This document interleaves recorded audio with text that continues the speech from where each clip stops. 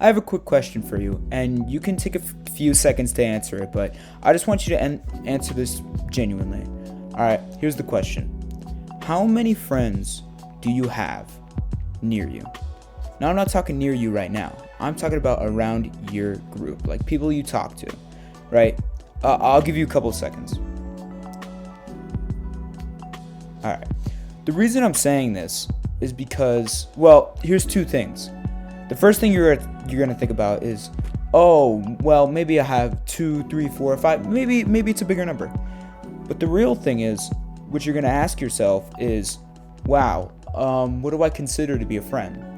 And that's kind of the topic we're talking about today. Here's the thing. There's a bunch of different ways you can, say somebody is a friend, and there's multiple different ways you can categorize them. But it all comes down to a subjective, tomatone, something like that. So let's talk about it. There's normally 3 kinds of friendships that I would categorize, Aristotle type thing. And the way we're going to talk about it is we're going to do it in a school setting. Because, most of you are probably teenagers or younger kids. It doesn't matter. Just, I want you to listen. Alright, so let's say the first person is an acquaintance kind of friend. Where, you might see them in a class. Maybe you talk to them a little bit out of the day. But ultimately, you only talk to them during school. Or maybe you see them only a couple times during the day. You don't really chat to each other outside of school. That is what I would consider not a friend. And here's my reason why. It's because of the fact that simply you're talking to them in a setting where you kind of have to, in a sense like that. The second way that I would categorize it is friends. They don't have to be in your classes or anything like that. Maybe not gym, maybe not English, anything like that. But you would still talk to them on a daily basis.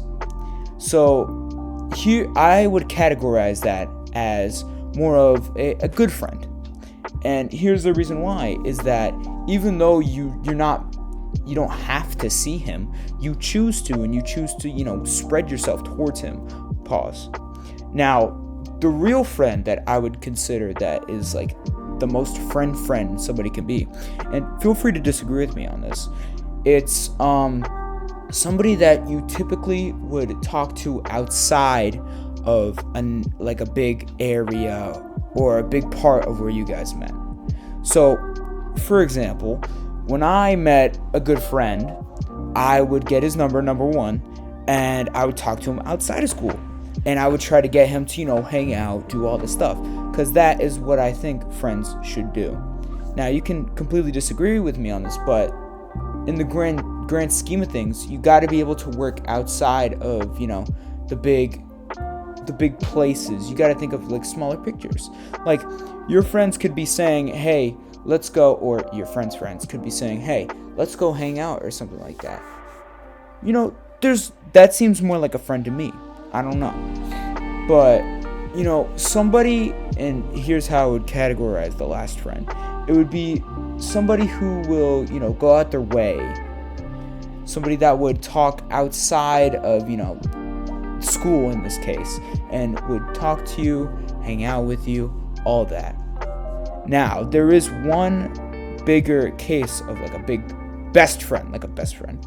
It would be kind of a situation where here's a good example I could give you. You haven't talked to a person in, let's say, a month, 2 months, maybe even 6 months. That's a big gap, but the kind of friend that I would be talking about in that sense, kind of like a best friend, would be that you could come back and just click just like that. You can hear my clicking. You just be able to talk to each other, to have productive conversations, and be able to hang out with each other. And that's kind of the big thing I'm pushing here, is that when you really think about it, you really don't have many quote-unquote friends. And what I mean by friends is, like I said before, people who will go out of their way to hang out with you outside of the areas you met them in. And of course, going back to school, it would be For instance, even if it's for like a project, if somebody asked me in a school setting, hey, let's go to my place and go work on a project or something, I would still not consider that to be a friend. And here's the reason why. You would do all of that, and yet you wouldn't really have more like space. And space in the means that you would still plan it and everything, but it's still in the work setting being school. So you could do projects all you want, but I still don't think it's considered to be real friends. Now, then again, friends is subjective, of course. You can say, this guy's my friend and not really talk to him or something like that. But what's most important is that, what I'm trying to get here is that if you really say you have a lot of friends, I want you to really look deep, a little deeper inside your mind and think, wow, would I really consider them a friend, like an actual friend, or something more of like an acquaintance?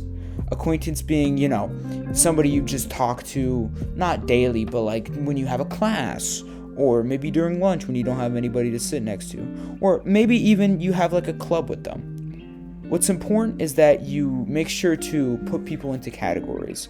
And I'm not saying this to be like discriminatory or anything, but sadly, there's some people in the world that would not categorize you the same as you would perceive them. Some best friends let's say you're a best friend of somebody else's, they might not be the same for you.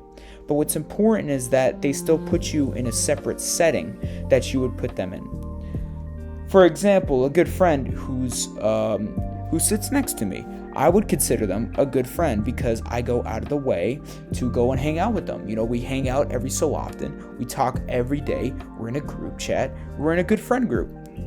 And everybody in that friend group are good friends of mine. They are what I consider, best friends, which is probably another topic because I don't think there could be multiple best friends. But I'm just saying in the sense that they are actual friends to me, not like acquaintances I just, do whatever with. Now, here's the thing. We can get a little complicated when it comes to, somebody, wanting to sit next to you, maybe talk to you a little bit.